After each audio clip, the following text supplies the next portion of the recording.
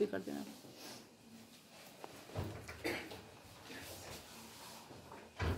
बेटा साइंस में आज हम लोग पढ़ेंगे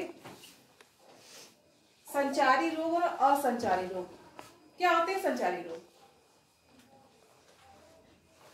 अच्छा, कुछ बीमारियां ऐसी होती हैं कि अगर आपको जुकाम है तो बगल वाले को भी जुकाम हो जाता है। Yes ma'am. फिर क्या होता है, थोड़े दिन बाद पूरे क्लास को ही जुकाम हो जाता है। Yes ma'am. तो जो बीमारी एक बच्चे से या एक व्यक्ति से दूसरे व्यक्ति तक पहुंचे तो वो हमारी कहलाएगी संचारी। हम इंग्लिश में कहेंगे कम्युनिकेबल डिजीज, यानी कि फैलने वाली बीमारी, छुआछूत की बीमारी कह सकते हैं। ठीक। असंचारी रोग कौन से होते हैं? जो फैलते नहीं है। जैसे इसे कहते हैं नॉन कम्युनिकेबल डिजीज। जैसे कि किसी को कैंसर हो जाए, या किसी को डायबिटीज हो जाए, किसी को एलर्जी हो जाए, या फिर क्या हो जाए, उच्च रक्तचाप यानी कि ब्लड प्रेशर बढ़ जाए या कम हो जाए, तो ये एक पर्टिकुलर व्यक्ति को ही होगा। ठीक है, अगल बगल में कोई बच्चा या व्यक्ति बैठा होगा उसको नहीं होगा, उस पर्टिकुलर व्यक्ति को होगा। तो वो बीमारी जो फैले नहीं, एक व्यक्ति तक सीमित रहे, वो हमारी क्या कहलाएगी? कम्युनिकेबल डिजीज या असंचारी रोग। Concept clear? अब हम संक्रामक रोग की बात करते हैं। आपके जो संचारी रोग होते हैं उन्हीं को हम संक्रामक रोग भी कहते हैं, जो छुआछूत वाले होंगे ना। हाँ बिल्कुल, जो छुआछूत वाले होंगे। ठीक।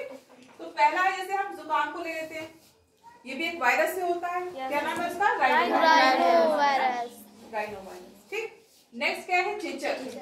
चेचक जानते हो ना? ये किससे होता है? वायरस। Very good. नेक्स्ट हमारा पोलियो, इसका भी एक वायरस होता है। वायरस कहते हैं ना, 2 बूंद जिंदगी की, है ना? 2 ड्रॉप्स पीनी चाहिए। अच्छा, इसको सब जानते हो? क्या है ये? इसमें क्या हुआ था? कोरोना वायरस था ना। तो लोगों ने अपने आप को क्वारंटीन कर लिया था, जो दूर से कहीं अब्रॉड या कहीं दूसरे देश से आए थे, है ना, या दूसरे शहर से भी आए थे। तो 14 दिन का क्वारंटीन था ताकि किसी के संपर्क में ना आए, है ना। ये क्या थी? ये भी एक छुआछूत की फैलने वाली बीमारी थी। अच्छा, अगर आपको पता हो, WHO जो हमारा है वर्ल्ड हेल्थ ऑर्गेनाइजेशन यानी कि विश्व स्वास्थ्य संगठन, ठीक है, उसने क्या किया था, जो हमारा कोविड-19 है, इसको कौन सी बीमारी कहा था कि ये पेंडेमिक है। पेंडेमिक बीमारी। अब यहाँ पे 3 टर्म्स आते हैं हमारा, एक है पेंडेमिक, एक है एपिडेमिक और एक है इंडेमिक। ये तीनों क्या होते हैं इसको हम आज जानेंगे। पेंडेमिक वो बीमारी होती है जो बहुत ज्यादा एरिया में फैली हो, जैसे कि आप कोविड को जानते हो, पूरे विश्व में फैला था, हर जगह था, चाहे यूएसए हो, चाहे चाइना हो, चाहे जापान हो, हर जगह था, चाहे इंडिया हो, सब जगह था। तो वो बीमारी जो बहुत बड़े एरिया में हो, वो हमारी क्या कहलाती है? पेंडेमिक। वो जैसे मान लो ये मैंने बड़ा एरिया ले लिया तो ये पेंडेमिक कहलाएगी। लेकिन जो कुछ थोड़े छोटे एरिया में हो, यानी ऐसी बीमारी जो कुछ देश में हो या कुछ शहर में हो, है ना, बहुत ज्यादा ना फैले, विस्तृत ना हो, तो वो हमारी कहलाएगी एपिडेमिक, यानी कि कम क्षेत्र में फैले।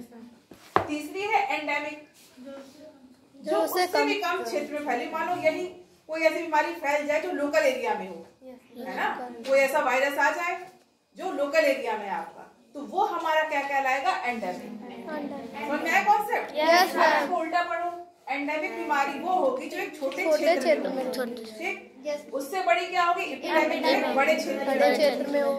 और पेंडेमिक मतलब वो पूरे क्षेत्र में। देखो पेन यहाँ पे एक रूट वर्ड है, पेन माने होता है ऑल मतलब सब। ठीक है, पेन माने होता है ऑल।